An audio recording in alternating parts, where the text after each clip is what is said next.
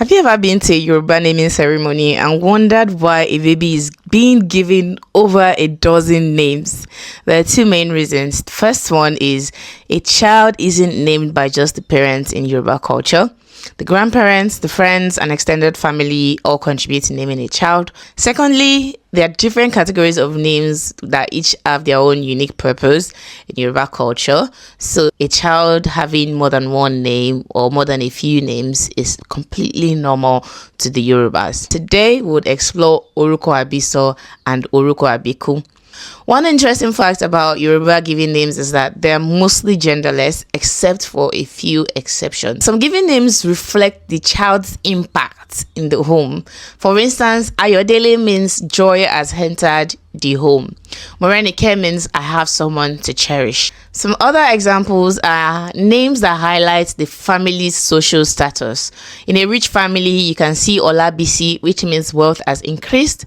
Or in a family that has a chieftaincy title, you can see Oyebi. There are also names that reflect religious beliefs. Before Western religion came, most religious names had to do with Ifa or some of the Orisha. Names like Fabumi or Oshuntoki. But these days, these names have mostly been corrupted to Christianized versions like Oluwabumi or Oluwatoki or Oluwatoyin. Abiku are believed to be spirits that come into the world as babies to torment their parents. Abiku literally means born to die. And before coming to the world, they would decide when they will die. And if that child can stay just after, a little bit after the time that they've agreed in the spirit world that they will die, if they can stay beyond that time, then they wouldn't die again until their old age.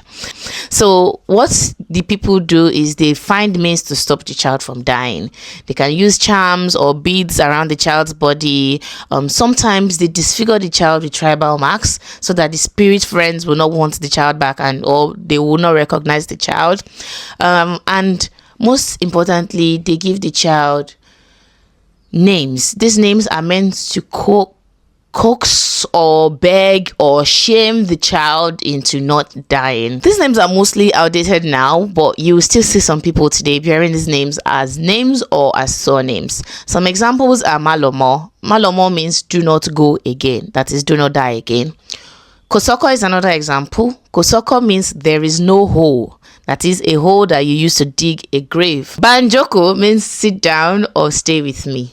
Duro Simi means wait to bury me. The children are meant to bury their parents and not the other way around. Next week in our final video in this naming series, we'll be discussing Oriki and Orile. See you then.